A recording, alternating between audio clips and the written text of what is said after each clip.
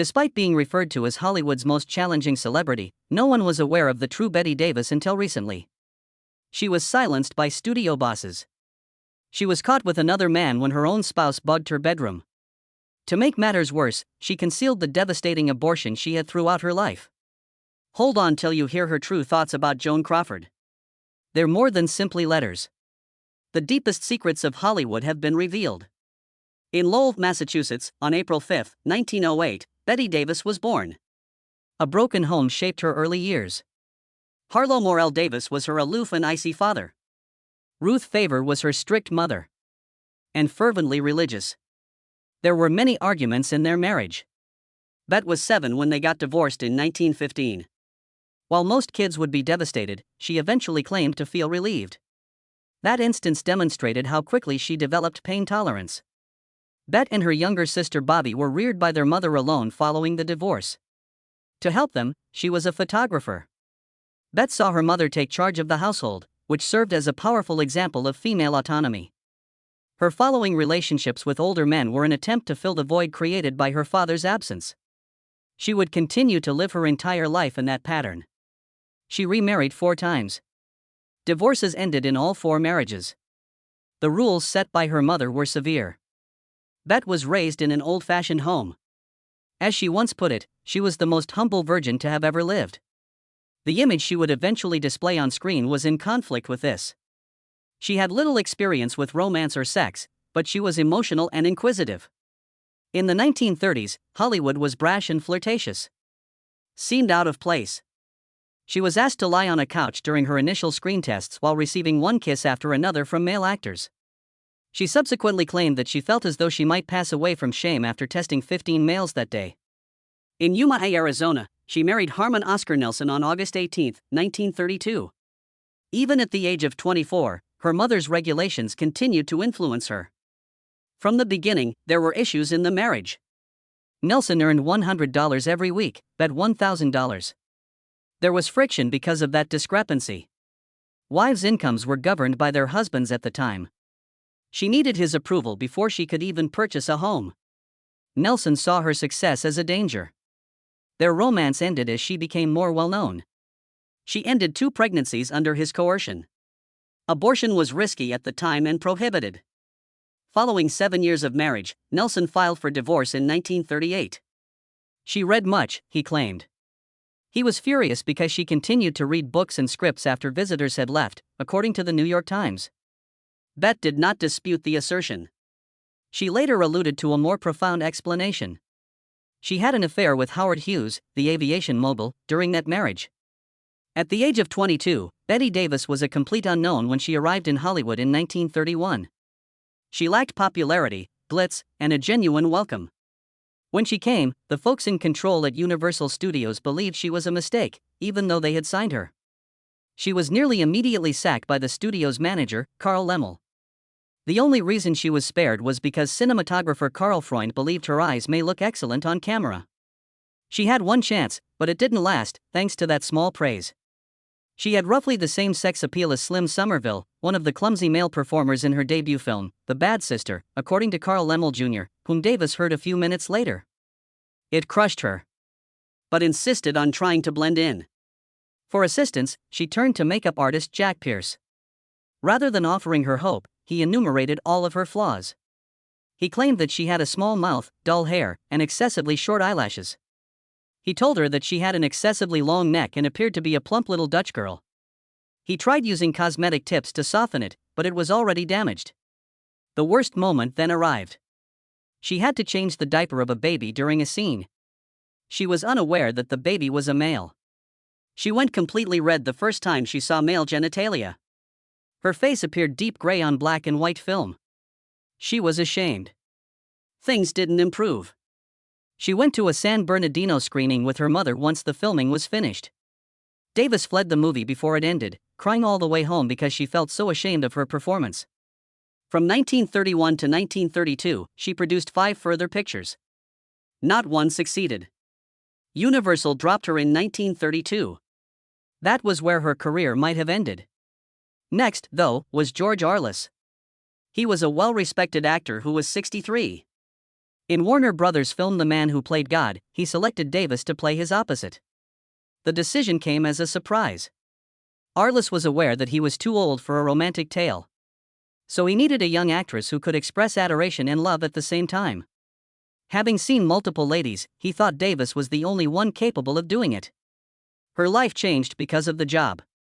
She was advised to bleach her hair blonde by makeup artist Perk Westmore. Yes, Davis said. It was the first time she appeared like herself on screen, she later claimed. It was a successful makeover. A rough cut of the movie was sent to Jack Warner, who then offered her a 5-year contract that began at $400 per week, which is currently at $8,400. The critics were also impressed. She was compared to celebrities like Constance Bennett by the Saturday Evening Post, which also commended her beauty and charisma. Even Arliss was taken aback by her powerful performance. I had anticipated a nice little role, but Davis gave it real depth, he said in his 1940 autobiography. She always gave him credit for helping her establish herself in Hollywood. She wasn't treated like a big star by Warner Brothers despite her breakthrough. They continued to give her small-scale, unimpressive parts. She risked it with RKO in 1934. When several actresses declined the role of Mildred in Of Human Bondage, they offered her the role. She delivered one of her most powerful performances to date, portraying a nasty and unstable lady. Critics were taken aback. It's perhaps the best performance ever captured on screen by a U.S. actress, according to Life magazine. She was omitted off the Academy's Oscar nomination list, which infuriated the public. She was pressed for recognition even by fellow nominee Norma Shearer. In response, and for the first and only time in history, the Academy permitted write-in votes. Although Davis lost, the lesson was obvious. Finally, in 1935, Bette Davis received the accolade she had been battling for. She starred in Dangerous that year as a troubled and struggling actress. She was a fantastic fit for the character, and her performance received great praise. She was viewed as forceful by critics. Davis might have been burned as a witch if she had lived 200 or 300 years earlier, according to a post by R. Not Robertson on Picture Post. She exuded a certain energy, he said. Something that was too powerful to be normal. She was commended by the New York Times as well. She was emerging as one of Hollywood's most intriguing actresses, they said. Her first Oscar came that year when she took home the Academy Award for Best Actress. However, Davis had no desire to celebrate. The prize, in her opinion, wasn't for hazardous at all. She saw it as a postponed thank you for her role in Of Human Bondage the previous year. It was dubbed the consolation prize by her. The victory did matter, though. It demonstrated her unstoppable potential and helped her land a job in Hollywood. Bette Davis has recently received her first Academy Award for Dangerous in 1936. In Hollywood, she was one of the most talked about actors. She had the kind of popularity that most people could only imagine at the age of 28, but she lacked control. She submitted her scripts to Warner Brothers. Who she worked with was decided by them. She had had enough of being told what to say and when to arrive. Davis was then making $1,250 per week. Even while it was a respectable sum of money during the Great Depression, it was still much less than what male celebrities were earning. Jack Warner proposed to increase her salary to $2,250 per week. The rise was 80%. It would have been accepted by most actors. No, Davis didn't. She made an unexpected demand through her agent, Mike Levy. Her weekly demand was $3,500. She aspired to be able to work in radio and movies without Warner Brothers. In addition, she requested a cap of 4 films each year and 3 months of vacation time. I'm sick of being pushed into bad roles, she remarked. She desired better co-stars, better scripts, and the ability to refuse. She was told by Levy that her demands were excessive. It didn't matter to Davis. And she thought she was worth it.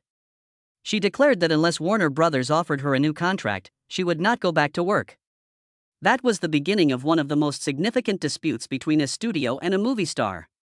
The situation quickly deteriorated. She was cast by Warner Brothers in the films The Woman and God's Country. The plan was to make it a big Technicolor movie. Color cameras at the time were costly and required daily rentals. The studio had to pay for each hour that the movie wasn't being shot. Warner Brothers' lost time and equipment expenses started to increase when Davis declined the position. The harm was already done when Beverly Roberts took her place. Davis also rejected Mountain Justice, a movie that was made especially for her. Jack Warner attempted to deceive her into returning. She might play the lead, he informed her, because he owned the rights to Gone with the Wind. Davis didn't think he was real. "Ha, it's probably a pip," she retorted. She was suspended without pay by Warner Brothers in June 1936. Their contract method would add suspension time to the contract's expiration date. If she refused to work, she would be in even greater debt to the studio. Davis believed that her only option was to leave the nation. In the summer of 1936, she escaped one Saturday night. Knowing that legal documents could not be served on Sundays, she waited until the wee hours of the morning. She then departed Hollywood with Ham Nelson, her husband. They got to Vancouver by plane. They then traveled across Canada to Montreal via train. She left on the RMS Duchess of Bedford for England on September 3, 1936. This wasn't only a holiday. It had a plan. Upon arriving in London, Davis checked at the Claridge Hotel. Producers Ludovico Toy-Plitz and Monty Banks met with her there. She agreed to star in I'll Take the Low Road with Maurice Chevalier on the same day. The transaction was valued at $50,000. For the same amount of time, she would have earned roughly 10 times as much in Hollywood. The deal's news soon circulated. The media referred to her as the runaway star. People were wondering if she was ruining her career or making a risky move. Warner Brothers would not be supported by British courts, according to Davis. Her attorneys contended that the contract was an unconstitutional form of control. Jack Warner, however, would not allow this to pass. He immediately boarded a jet to London after learning the news. A lawsuit was brought by Warner Brothers in the High Court of Justice on September 9, 1936. They engaged one of the most well-known attorneys in Britain, Sir Patrick Hastings. In October 1936, the trial got underway. Every word was covered by the British press in the crowded courtroom. Warner Brothers won most of the publications. As a pampered American celebrity, they portrayed Davis as earning more money in a week than the majority of people do in a year. In court, Hastings made fun of her. Davis was a pretty naughty young woman who just wanted more money, he claimed. He even ridiculed her accusation that she was receiving slave-like treatment. He stated that if someone wanted to enslave me for life on the basis of that payment, I will be ready to take it into consideration. On October 19, 1936, the court rendered its ruling. Warner Brothers was granted a favorable ruling by Justice Branson. According to him, Davis had no good cause to terminate her agreement. In addition to legal fees, he mandated that she pay the studio $80,000. Additionally, he prohibited her from working for any other film studio, but she was still permitted to accept other positions. Despite Warner Brothers' pledge to cover her legal fees, they failed to do so. Davis was forced to take out a loan from Bank of America in order to settle the obligation. She had spent all of her energy and savings on the case. She was not going to give up, though. Afterward, she stated, "I lost the battle, but not the war." Bette Davis portrayed Julie Marsden in the 1938 film Jezebel. This position transformed her career. Warner Brothers had attempted, but failed, to acquire the rights to Gone with the Wind for Davis. They gave her Jezebel as a reward. What started out as a backup plan turned into something far more significant. At $1.25 million, the movie had a substantial budget for the period. The director was William Wyler. Davis was anxious to collaborate with him. He had made fun of her in a screen test years before. She said it before to the commencement of the filming. Wyler apologized, but he couldn't even recall it. Their mutual trust was strengthened by that candid moment. Their business relationship became romantic. According to Davis, it was one of her greatest loves. It was challenging to film. Julie's job was intense and emotionally charged. It was all Davis had. She was exhausted and ill by the end of the filming. Her father passed away at that same period. The loss affected her in a complex way, and their connection was challenging. She nevertheless put on a strong show in spite of everything. For Jezebel, Davis received her second Oscar on March 23, 1939. She expressed her gratitude to Wyler in her address, stating that he enabled her to advance as an actress. Because of their excellent partnership, they collaborated once more on The Letter in 1940 and The Little Foxes in 1941. Davis received more nominations for Oscars for both films. Jezebel was selected by the Library of Congress to be included in the National Film Registry in 2009. For its historical and cultural significance, it received recognition. Following Jezebel, Davis achieved a new high. She received a consecutive 5 Oscar nominations from 1938 to 1942. This was the first time it had been done. Later on, only Greer Garson matched it. 1941 to 1945. The Letter was nominated in 1940, The Little Foxes in 1941, Dark Victory in 1939, Jezebel in 1938, and now Voyager in 1942. Her talent was displayed in a different way in each role. She didn't always prevail. She lost to Vivien Leigh in 1939 for the role she had previously desired in Gone with the Wind. She lost to Greer Garson in 1942 because of Mrs. Miniver. Nevertheless, this was her career's best period. By 1942, she was the highest-paid actress and the biggest star at Warner Brothers. Meanwhile, Bette Davis fell deeply in love with director William Wyler in 1938 while she was working on the movie Jezebel. They had a close bond from the beginning. Everyone on the set saw her shift. "You're gorgeous, Bette, you must be in love," the cameraman said her. Gossip columns was incorrect when they said she was seeing co-star Henry Fonda. Not Fonda in front of the camera, but Wyler behind it, was her focus. They had a challenging but intense connection. In order to maintain Wyler's interest, Davis tried to appear calm. He had a hard time emotionally connecting with her. Nevertheless, she subsequently declared it to be the most potent romance of her life. "She dialed my life's love, Wyler." Yes, even after it was over. The connection remained with her. Davis got pregnant the same year. The kid belonged to Wyler, but she was still married to Harmon Oscar Nelson. She was already having marital problems. Soon after, Nelson declared she was more focused on her career than her marriage and filed for divorce. Wyler was never informed about Davis's pregnancy. He didn't pop the question, despite her hopes. Her decision to get an abortion was a hard one. At that time, abortion was prohibited. And harmful. "I killed a part of myself," she continued. Their relationship took a different turn after that. They became more and more emotionally distant. In 1940, Wyler came back with a proposal and a warning: be married to him within a week or break up with him forever. "No," Davis replied. She constantly regretted her choice. Davis and Howard Hughes began their affair later in 1938. Despite being unhappy, she remained wedded. She said, "I was flattered about the fling. I was wed. I was bored. I said yes." A private investigator was engaged by her husband because he had suspicions. The PI discovered Hughes and Davis in bed. The house was plagued by Nelson. He even barged into the sleeping quarters. Hughes missed his punch attempt. Nelson utilized his evidence of the affair to make a demand for money. He demanded $70,000 from Hughes and $10,000 from Davis.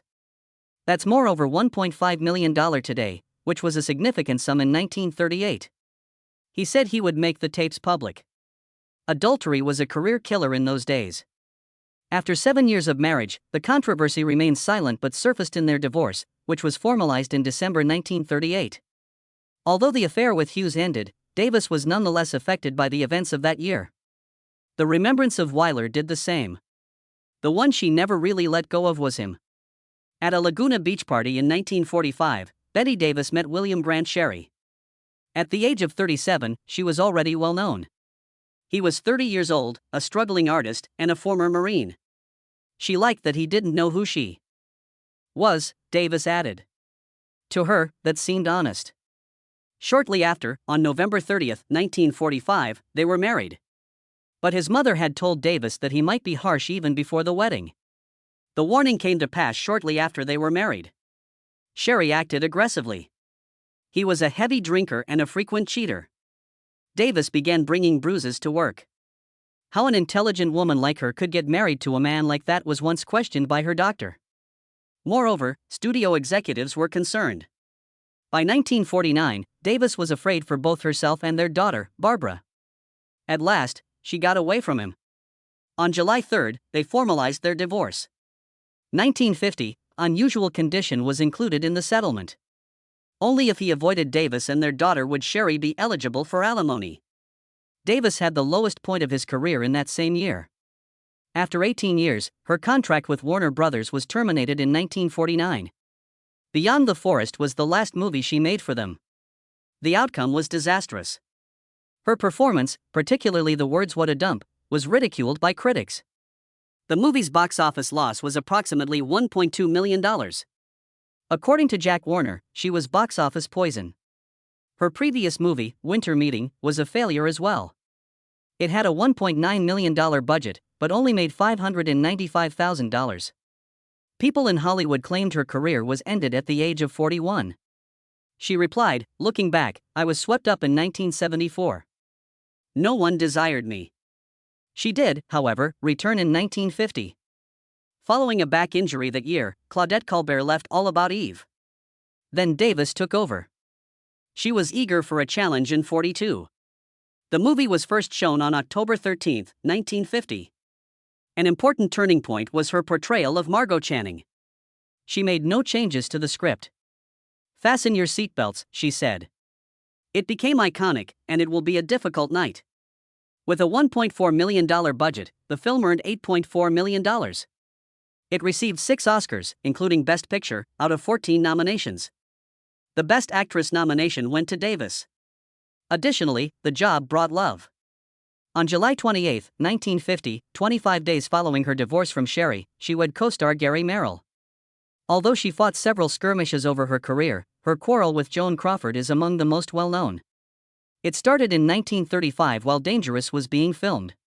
Crawford was already after Franchette Tone, her co-star, when Davis fell in love with him. On the set of the movie, Tone and Crawford became engaged. Davis didn't ever forgive her. "She once claimed to have taken him away from me. She did it purposefully and cruelly." Years later, Davis discovered that Crawford might have also been drawn to her. "I wouldn't mind poking her if I was feeling like it," Crawford once told a buddy. The anxiety was heightened by this. Crawford was referred to as phony. According to Crawford, Davis lacked genuine talent and was only a showman. According to a joke Davis made, Crawford had slept with all the men at MGM except Lassie. Crawford labeled her admirers a cult and claimed Davis lacked discipline. While filming Whatever Happened to Baby Jane, their hatred persisted. Davis portrayed a former child star who had gone insane in 1962. She aimed to make the character appear unsettling. Because of how intense the look was, makeup experts refused to assist her. Davis completed it on her own. She pictured someone who wore makeup constantly and never cleansed her face. She had one of the most startling looks in movie history. Her daughter said, "Oh, Mother, you've gone too far this time," after seeing it. The director requested that she alter it. Davis didn't agree. She either did it the way she wanted to or not. Davis continued to be unrestrained even after Crawford's death in 1977. "Just say the good," she said. The death of Joan Crawford. Well done. She played a part that demonstrated to the world the impact of her performances at the age of 71. The year was 1979. A mother and daughter's story was told in the movie Strangers. Despite being a television program, it had the emotional impact of a major motion picture. Davis portrayed an old woman named Lucy Mason who had been resentful for years. Abigail was portrayed by Gina Rollins, who hadn't seen her daughter in years. When Abigail returns, she brings bad news. Before it's too late, she wants to make amends because she is dying. The performance that followed was among Davis's most poignant. The movie was compared to Terms of Endearment and Autumn Sonata by critics. They commended Davis and Rollins for their ability to play off one another with unfiltered emotion while maintaining composure. According to one reviewer, it's among the best TV movies available. For Best Actress in a Limited Series or Special, Davis received an Emmy in 1979. In addition to her 2 Oscars, it was her first Emmy and a significant professional achievement. However, she got other honors at that time besides the Emmy. Davis had created history on March 1, 1977, at the Beverly Hilton Hotel in Los Angeles, 2 years prior.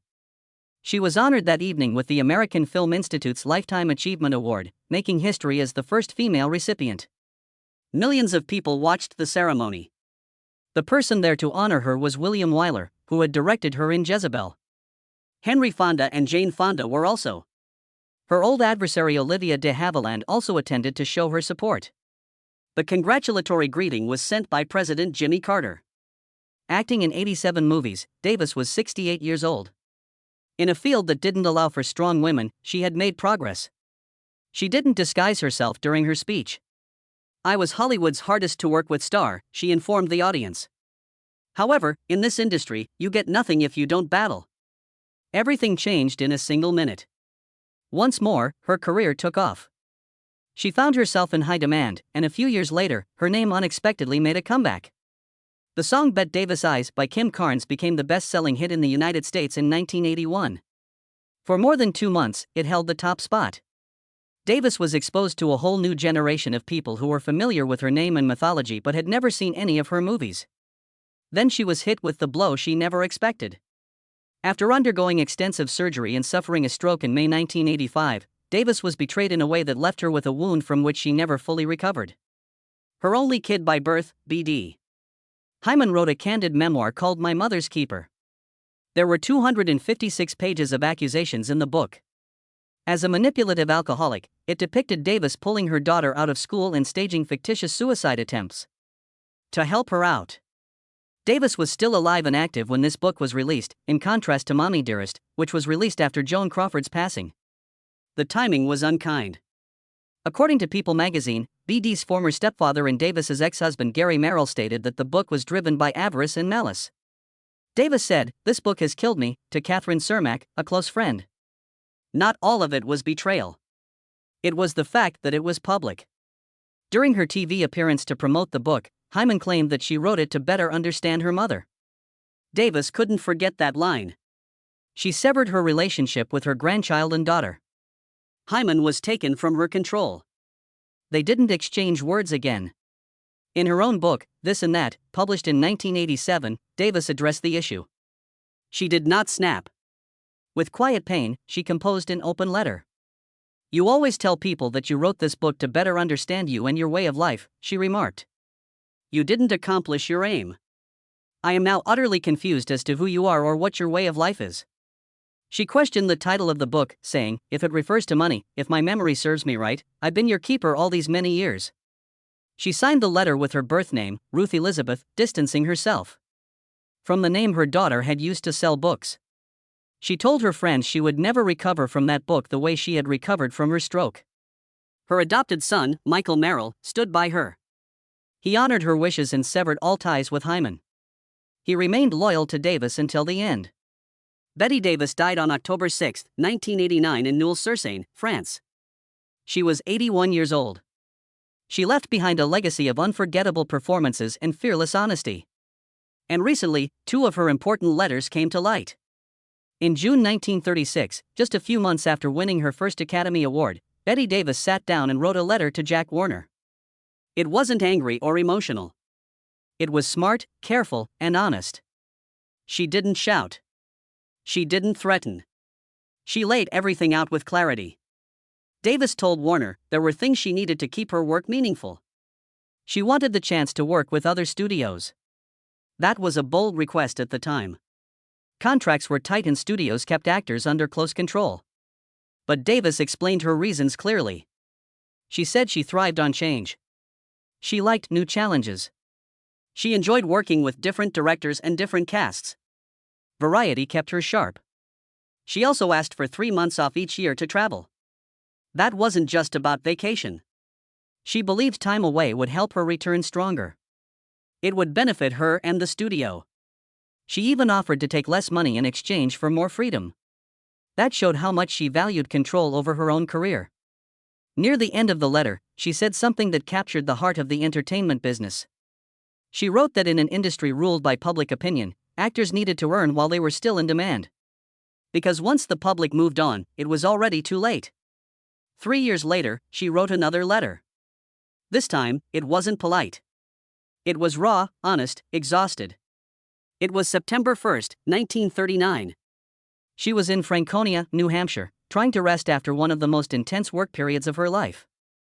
In just 1 year, she had made 5 major films: Dark Victory, Jezebel, Juarez, The Old Maid, and The Private Lives of Elizabeth and Essex. That kind of schedule was punishing. In her letter, she said flat out that her contract was ridiculous. She said she had no protection and no control over her own time. She made it clear that she needed rest between projects. 2 films per year, maybe 3 at most, if the conditions were right. But the most powerful part of that letter wasn't about film. It was about health. She wrote that health was one thing that couldn't be manufactured. She was serious about hers, serious enough to risk losing work in order to protect it. That kind of statement was rare in Hollywood. Stars were expected to stay quiet and keep going, no matter the cost. But Davis wouldn't play by those rules.